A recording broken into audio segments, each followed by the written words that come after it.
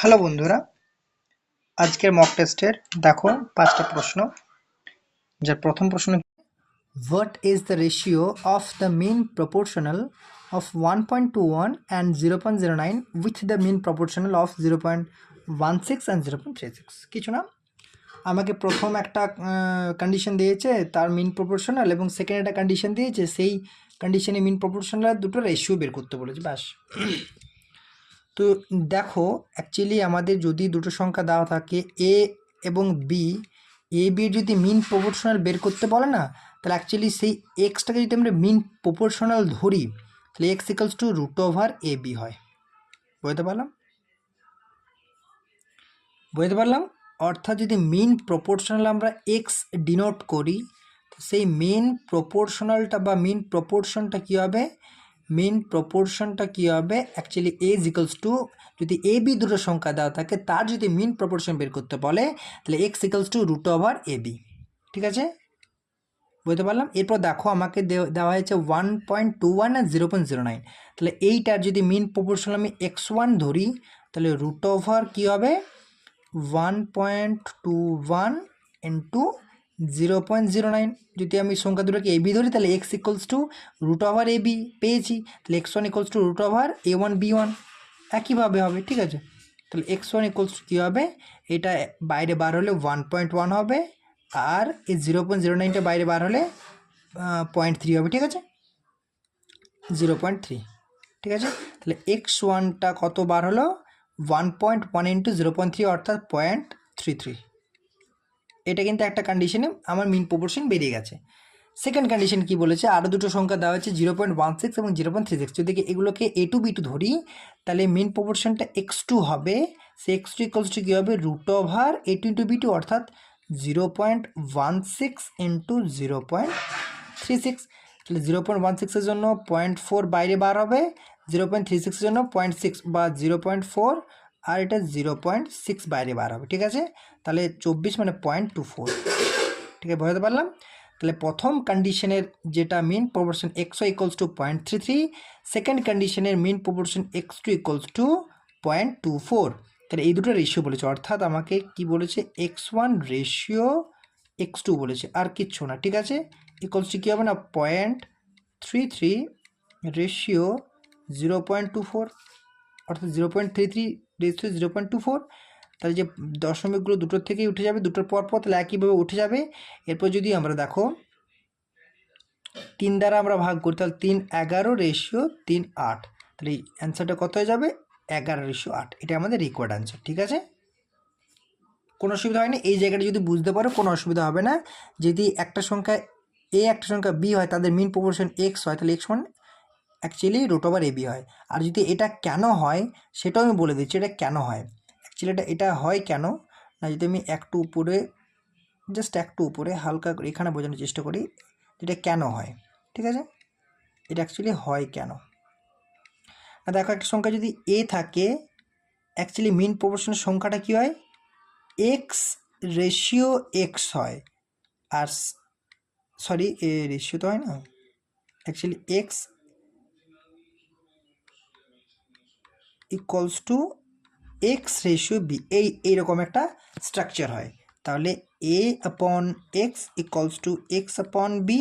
এরপর দেখো, যদি এখান থেকে করি, এই যে x square equals to a b আসছে, তাহলে ultimately x equals to root over a b হয়ে যায়। সেই জন্য আমি এটা ডিরেক্টলি এখানেই বললাম যে যদি দুটো সংখ্যা এ আর বি যথাক্রমে থাকে, তাহলে কিন্তু তাদের মিন প্রপোর্শনটা x equals to root over a b, সংখ্যা দুটোর গুণফলের স্কোয়ার রুট হয়। ঠিক আছে, মানে সরি, আন্ডার রুট হয় বেসিক্যালি। ঠিক আছে, ঠিক আছে। নেক্সট কোয়েশ্চেন কি বলেছে? Find the gain percentage given that Siddhi sold her scooter for এত gaining 1/6 of the selling price. খুব ইম্পর্ট্যান্ট কনসেপ্ট, খুব ইম্পর্ট্যান্ট, তোমরা কিন্তু একটু লক্ষ্য রাখো। দেখো, এই কোয়েশ্চেনটা অনেকে কীভাবে করবে, এখানে আমাকে বিক্রয়মূল্য ধরা হয়েছে, আমি কস্ট প্রাইস ধরবো, তারপর সেটাকে ডিফাইন করবো অ্যাজ এ গেন পার্সেন্টেজ হিসাবে। ঠিক আছে, আমি আমার যে ভ্যালুটা দেওয়া হয়েছে, ভ্যালুটার কোনো কাজই নেই। এই যে ভ্যালুটা দেওয়া হয়েছে, এই ভ্যালুটার কোনো কাজ নেই, কোনো কাজ নেই। কারণ কি, আমি দেখবে আগের সেশনে আমি বলেছি যে আমাকে যদি এই ধরনের কোশ্চেন থাকে যে এত সেলিং প্রাইসের লাভ হলো বা এত কস্ট প্রাইসের লাভ হলো, সেই কেসে আমি কি বলেছি যে যদি বলে সেলিং প্রাইসের তুল্য লাভ হলো এত, তাহলে সেই সময়তে সেলিং প্রাইসটা কনস্ট্যান্ট হবে। ঠিক আছে, সেই সময়তে সেলিং প্রাইসটা কনস্ট্যান্ট হবে, সেলিং প্রাইসটা কনস্ট্যান্ট হবে, selling price equals to constant হবে। ঠিক আছে, মানে সেলিং প্রাইসটা কোনো নড়চড় হবে না। আবার যদি বলে যে এত কস্ট প্রাইসের তুল্য লাভ হলো, তাহলে সেই সময়তে কস্ট প্রাইসটা কনস্ট্যান্ট হবে, কস্ট প্রাইসটা ইকুয়ালস টু কনস্ট্যান্ট। ঠিক আছে, ঠিক আছে, এই কনস্ট্যান্ট মিনিংস কিন্তু অ্যাকচুয়ালি কোনো র্যান্ডাম সংখ্যা তুলে নিলাম কনস্ট্যান্টলি, সেটা নয়। অ্যাকচুয়ালি আমি এটাও বলেছি, অ্যাড করেছি, দেখবে যে আমি যদি 5টা জিনিস কিনি তাহলে সেই 5টা জিনিসই বিক্রি করব, মূল কনসেপ্ট। তাহলে কনস্ট্যান্ট ইকুয়ালস টু কী হবে, যদি বলে কস্ট প্রাইসের তুল্য লাভ, তাহলে কস্ট প্রাইসের কনস্ট্যান্ট, অর্থাৎ যদি 5টা কিনলাম সেই 5টাই আমি কস্ট প্রাইসে 5 হয়ে গেল। এবার সেলিং প্রাইসটা যদি লাভ বলে সেলিং প্রাইসটা বেশি হবে, যদি লস বলে সেলিং প্রাইসটা কম হবে, ব্যাস এইটুকুই। ঠিক আছে, এটা কখন হবে, সেলিং প্রাইসটা কনস্ট্যান্ট কখন হবে, যখন সেলিং প্রাইসের তুল্য লাভ হবে। যেমন এখানে বলেছে সেলিং প্রাইসের তুল্য লাভ 1/6 অফ দ্য সেলিং প্রাইস, তাহলে তখন সেলিং প্রাইসটা কনস্ট্যান্ট। আর যখন বলবে কস্ট প্রাইস তুল্য লাভ তখন কস্ট প্রাইসটা কনস্ট্যান্ট। ঠিক আছে, এখানে কি বলেছে দেখো, আমার এই যে ভ্যালুটার কোনো ভ্যালু নেই, অর্থাৎ মানে মূল্যহীন ইন দ্য সেন্স যে কাজে লাগবে না কোনো। এটাই তো অনেকে ভুল করে, এই যে মূল্যটা দেখেছে অনেক সময়তে এবার কস্ট প্রাইস ধরবে, সেখান থেকে আমাদের লাভের সাথে সমান করবে, তারপর আলটিমেট কি বের করবে না। দেখো টোটাল আমার কি বলেছে 1/6 অফ সেলিং প্রাইস, তাহলে সেলিং প্রাইসের তুল্য লাভ মানে হচ্ছে টোটাল। আর নিচেরটা আমি কী বলেছি, এই যে কোনো ফ্র্যাকশনের এই যে নিচেরটা টোটাল আর এই উপরটা এক্সিস্টিং, তার মধ্যে কি বলতে চাইছে সেইটাকে ডিনোট করে, হ্যাঁ কি না। তাহলে দেখো সেলিং প্রাইসের তুল্য লাভ বলতে তার মানে সেলিং প্রাইসটা কনস্ট্যান্ট, আর এইখানে 6টা টোটাল, তার মানে 6টা হচ্ছে সেলিং প্রাইস হয়ে গেল। এখান থেকে আমরা 6টাকে সেলিং প্রাইস ডিনোট করে দিলাম, 6টা সেলিং প্রাইস। ঠিক আছে, আর এই যে এই একটা হচ্ছে প্রফিট, প্রফিট বলেছে। ঠিক আছে, আর যেহেতু প্রফিট হয়েছে সেলিং প্রাইসটা কনস্ট্যান্ট, তার মানে কি যেহেতু 6 সেলিং প্রাইস 1 প্রফিট, তাহলে 1 প্রফিট যদি 6 সেলিং প্রাইস হয় তাহলে নিশ্চয়ই কস্ট প্রাইসটা 5 হবে, 1 অবশ্যই মাইনাস হবে, ইন্টু 100 করলে আমাদের প্রফিট পার্সেন্টেজ তাহলে 20%। আমি বুঝতে পারলাম, খুব ইম্পর্ট্যান্ট কনসেপ্ট। কিন্তু অনেকেই কী করবে, এই যে সেলিং প্রাইসটা দিয়েছে এটা ধরে অঙ্ক করার চেষ্টা করবে, অনেক টাইম টেকিং হবে। আমি এটা তোমাদেরকে বোঝালাম বলে অনেক সময় লাগলো, কিন্তু যখন তোমরা এটাকে নিজের ইউটিলাইজ করবে দেখবে সাথে সাথে হয়ে যাবে। সেলিং প্রাইস দেখে নেবে, সেলিং প্রাইস কনস্ট্যান্ট মানে হচ্ছে অ্যাকচুয়ালি 5 হয়ে যাবে, তাহলে 1/5 ইন্টু 100 অবভিয়াসলি 20%। এভাবে তোমরা করবে যখন পরীক্ষাতে অ্যাপ্রোচটা করবে। আমি এটা বোঝালাম বলে একটু দেরি হলো বা বেশি মনে হচ্ছে। ঠিক আছে, পরের প্রশ্ন। A boat can go 54 km upstream in 6 hours. If the speed of the stream 4.8 km per hour, then how much time will the boat take to cover a distance of 279 km downstream? এরপর আমি একটা note করে দিই যে upstream বলেছে।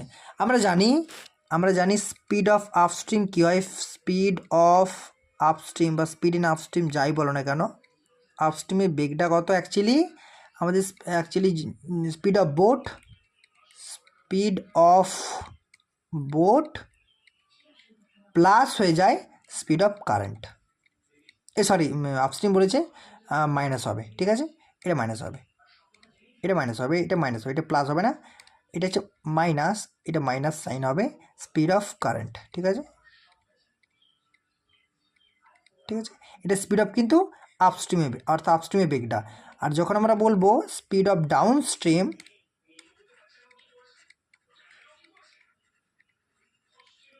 এই downstream বেগটা কী হবে, অ্যাকচুয়ালি ডাউন স্ট্রিমে বেগটা হয়ে যাবে speed of boat plus speed of current.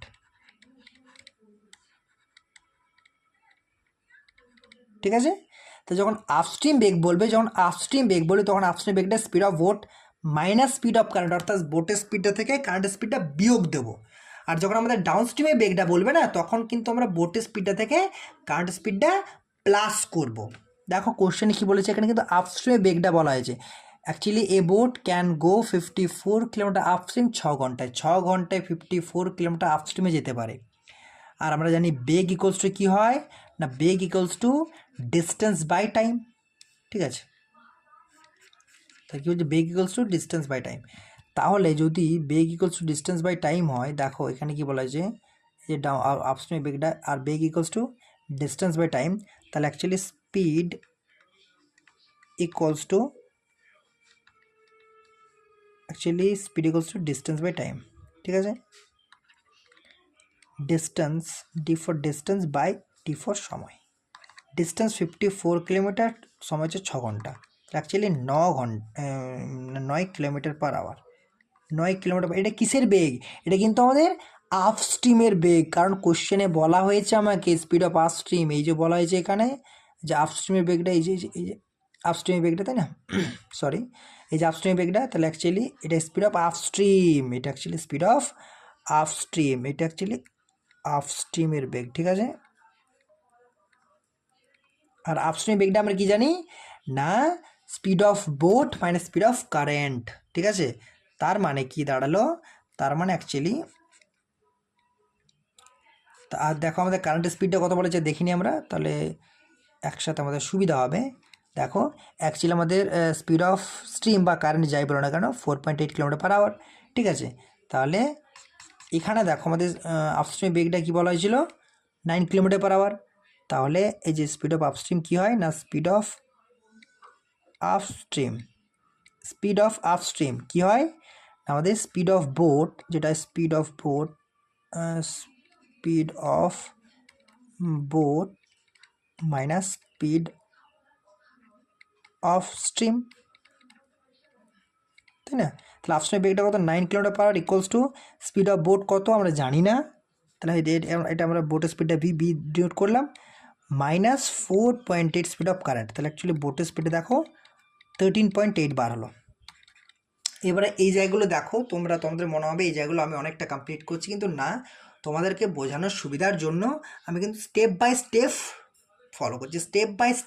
Follow করছি, এগুলো কিন্তু এত কিছু করার নেই, কারণ আমরা জানি যে আপস্ট্রিমের বেগটা কী হয়, আপস্ট্রিমের বেগটা হয় আমাদের বোটের স্পিড থেকে যদি আমরা কারেন্টের স্পিডটা বিয়োগ দিই, তাহলে যদি তার সাথে আবার কারেন্টের স্পিডটা যোগ করে দিই, তাহলে ডিরেক্টলি আমাদের বোটের স্পিডটা পেয়ে যাবো, ব্যাস এখানে শেষ। তার মানে অ্যাকচুয়ালি 9-এর সাথে যদি প্রথমেই 4.8 যোগ করে দিতাম, তাহলে 4.8 তখনই পেয়ে যেতাম। তোমাদের বোঝার সুবিধার জন্য আমাকে স্টেপ বাই স্টেপ ফলো করতে হচ্ছে, ঠিক আছে। 30.8, আর ডাউন স্ট্রিমের বেগটা কী বলেছিলাম না, speed of boat plus speed of current, তাহলে স্পিড অফ বোট 13.8 বার হলো, এবার স্পিড অফ কারেন্ট কত 4.8, তাহলে স্পিড অফ আমাদের ডাউন স্ট্রিম কত পেয়ে যাবো, স্পিড অফ ডাউন স্ট্রিম কত পাবো, অ্যাকচুয়ালি ডাউন স্ট্রিমের বেগটা কত পাবো, স্পিড অফ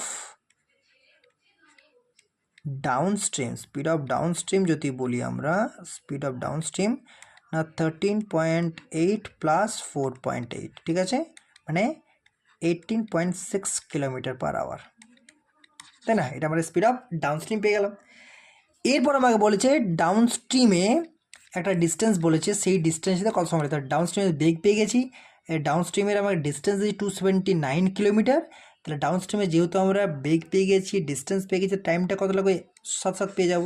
তাহলে কি করবো এরপর না, 279 অর্থাৎ সময়টা কী পাবো না, আমরা জানি যেহেতু টাইম ইকুয়ালস টু কী হয় না, ডিস্টেন্স বাটা স্পিড, তাহলে ডিস্টেন্স 279 আর স্পিড হয়েছে 18.6, ঠিক আছে। এবার যদি আমরা ক্যালকুলেশন করি, দেখো কি পাবো আমাদের,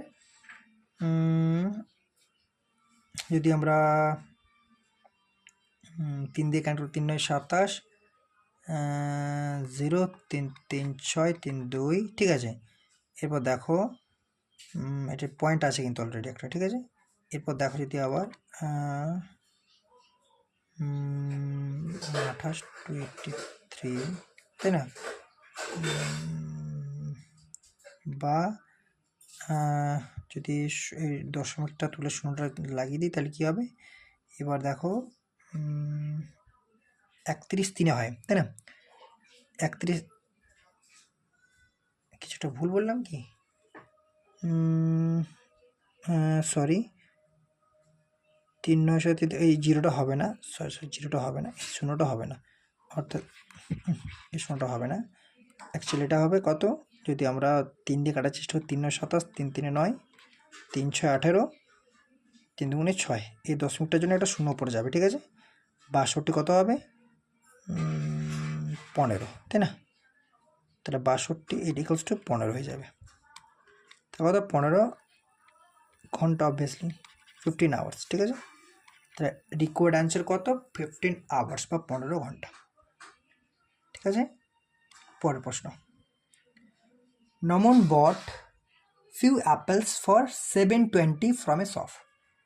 He negotiated the price. বলছে কি বলেছে, নমন কিন্তু 720 টাকায় কিছু আপেল কেনে, জানি না কত কেনে, কিছু আপেল কেনে। যদি সে নেগোসিয়েট করতো, বলছে নেগোসিয়েট করতো the price and the shopkeeper reduce it by 2 per apple, প্রতিটা আপেলের দাম যদি 2 টাকা করে কমিয়ে নিত, তাহলে কিন্তু ওই টাকাতেই ও 4টা আপেল বেশি পেত, ঠিক আছে। ওই টাকাতেও 4টা আপেল বেশি পেত। খুব ইম্পর্ট্যান্ট কনসেপ্ট। কেন ইম্পর্টেন্ট না, এই জায়গাটা দেখো লাস্ট যেটা আমাকে অ্যান্সার চেয়েছে, কি চেয়েছে, ডিউ টু দিস, এটা হয়ে গেছে 4টা apple, then what he had bought earlier, আগে যেটা কিনতো তার থেকে 4টা আপেল বেশি পেত, ঠিক আছে। How many apples did he originally buy, প্রথমে সে কত কিনেছিল, অরিজিনালি বাই বলতে অরিজিনাল প্রথমে, অবভিয়াসলি এটা কিন্তু মাথা রাখবে, অরিজিনালি মানে কিন্তু প্রথমে, নাকি টাকা বা দাম কমার পর, মোটেও না, দাম কমার পর কিন্তু চাইনি, আমাকে চেয়েছে প্রথমে, তাহলে ঠিক আছে। তাহলে আমি যদি ধরি যে প্রতিটা অ্যাপেলের দাম কিন্তু প্রথমে X টাকা করেছিল, ঠিক আছে। তাহলে যদি প্রতিটা অ্যাপেলের দাম let X is per apple, অর্থাৎ প্রতিটা অ্যাপেলের দাম কিন্তু X টাকা করে ধরে নিলাম পার অ্যাপেল, ঠিক আছে।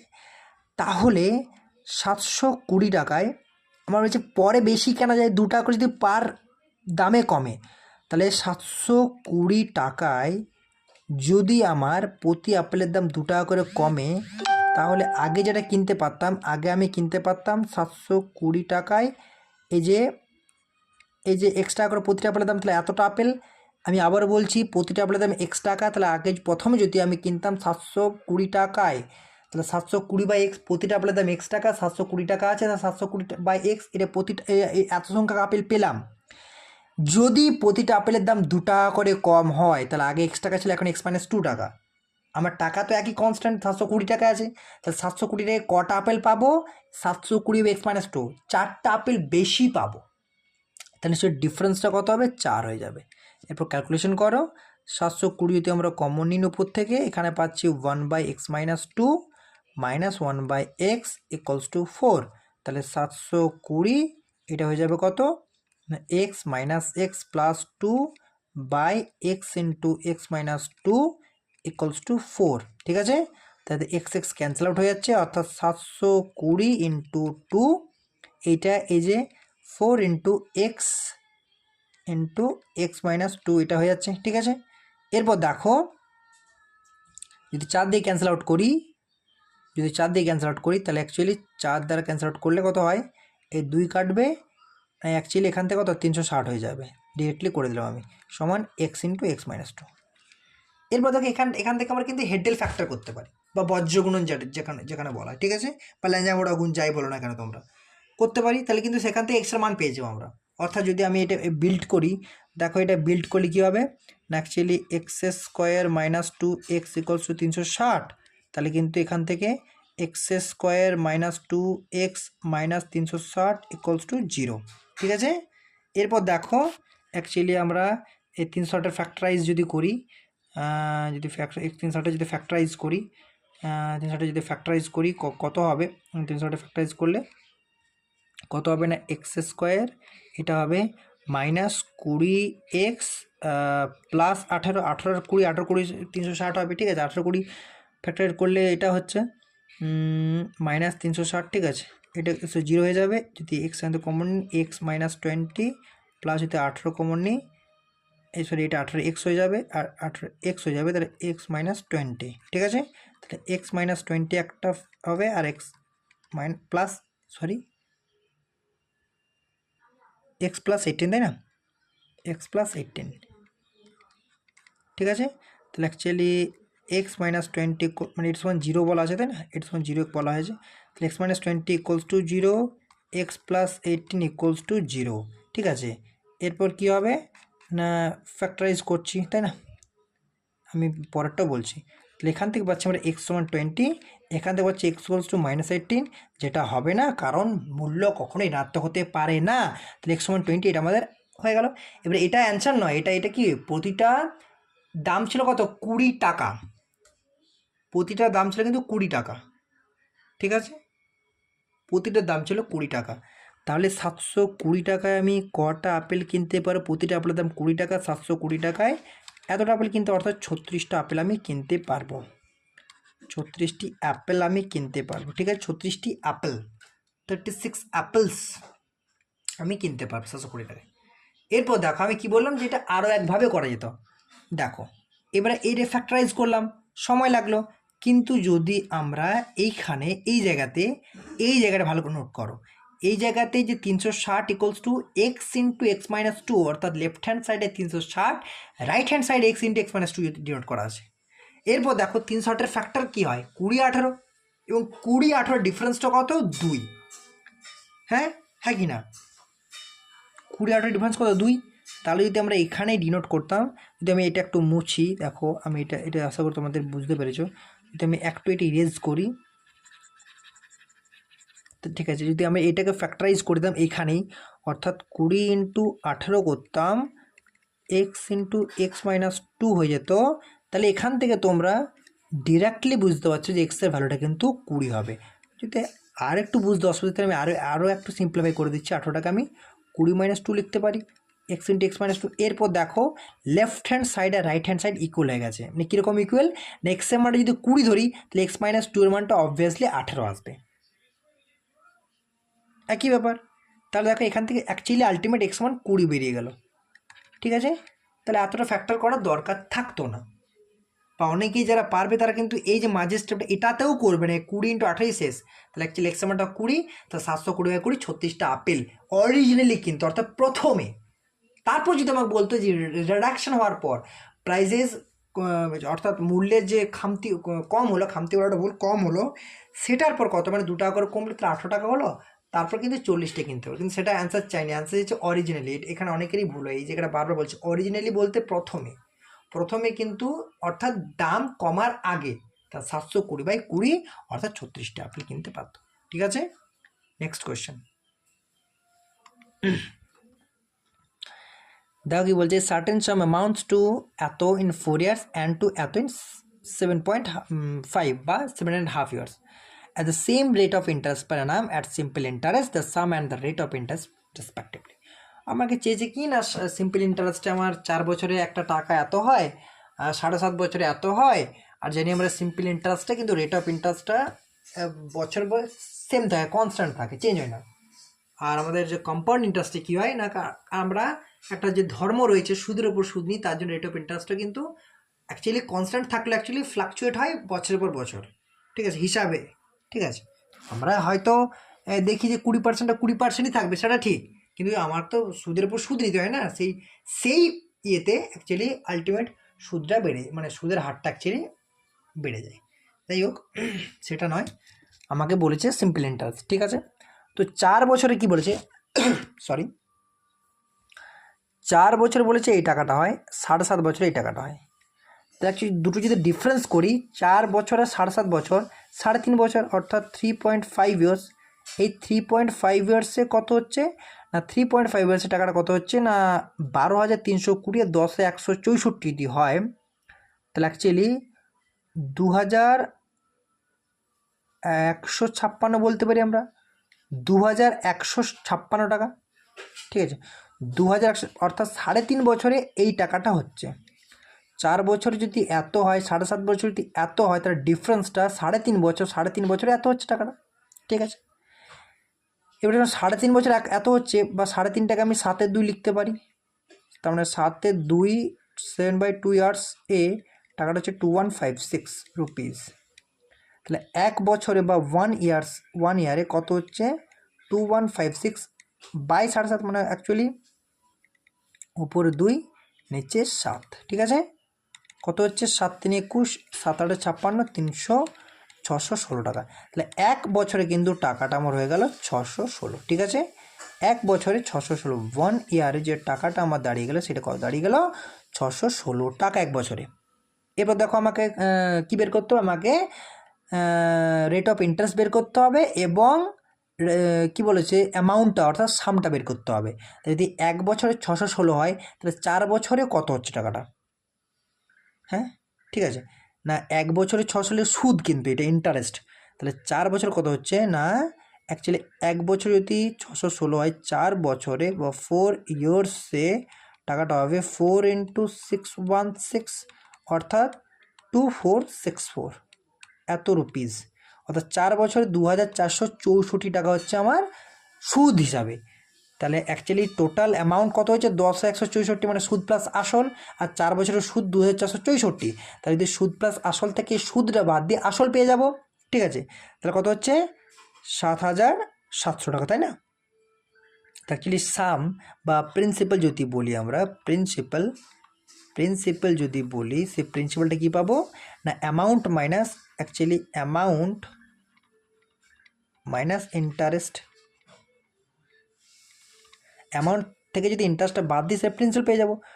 আর অ্যামাউন্ট বলেছে 10,164, 10,164 থেকে যদি আমরা 2,464 বাদ দিই তাহলে আমরা টাকাটা পাচ্ছি কত না, অ্যাকচুয়ালি 2,464 যদি বাদ দিই তাহলে টাকাটা পাচ্ছি কত? পাচ্ছি 10,464 থেকে 2,464 যদি টাকাটা বাদ দিই 7,700 টাকা আমাদের, এই টাকাটা হচ্ছে আমাদের প্রিন্সিপাল। সুদের হার চেয়েছে, তাহলে সুদের হার কত? টোটাল অ্যামাউন্ট হচ্ছে, বা টোটাল অ্যামাউন্ট বলাটা ভুল, টোটাল প্রিন্সিপাল, কারণ অ্যামাউন্ট মানেই আমাদের হয়ে যাচ্ছে প্রিন্সিপাল প্লাস ইন্টারেস্ট। তো অ্যামাউন্ট নিয়ে তো কাজ নেই, আমার অ্যাকচুয়ালি রেট অফ ইন্টারেস্ট কী হয়? প্রিন্সিপালের উপরে বের হয়। তাহলে 7,700 টাকা প্রিন্সিপাল, আর 1 বছরের সুদ কত ছিল? 616 টাকা। তাহলে 616 টাকা 1 বছরের সুদ, 7,700 টাকার উপরে 100 দ্বারা গুণ করলে সুদের হার পেয়ে যাব, 200 ক্যান্সেল আউট, ঠিক আছে? তাহলে কত হয়? 616/77 মানে 8 হয়ে যাবে। তাহলে 8% সুদের হার, ঠিক আছে? তাহলে সুদের হারটা কত? 8%, ঠিক আছে? এটা আমাদের রিকোয়ার্ড অ্যান্সার। বুঝতে পারলাম? যদি অসুবিধা হয় ভিডিওটা পজ করে তোমরা দেখো, আশা করি বুঝতে পারবে। আর যদি তাও না হয় কমেন্ট করো, আমি সেই জায়গাটা পার্টিকুলারলি আবার তোমাদের বোঝানোর চেষ্টা করব, ঠিক আছে? আর প্লিজ তোমরা যারা ভিডিও দেখছো প্লিজ সাবস্ক্রাইব করো, প্লিজ সাপোর্ট করো। আর ভালো লাগে থাকলে অবশ্যই বন্ধুদের মাঝে শেয়ার করো, তারাও যেন এই আনন্দ উপভোগটা করতে পারে, তারাও যেন এই সেশনগুলো অ্যাকচুয়ালি সলভ করতে পারে। আর অবশ্যই লাইক করো, পাশে থাকা বেল আইকনটি প্রেস করো যাতে প্রত্যেকটা ভিডিও আপলোড করার পর নোটিফিকেশান তোমরা পেয়ে যাও, সলিউশন করার সুযোগ পাও, সলিউশন করতে পারো, ঠিক আছে? ব্যাস, থ্যাংক ইউ।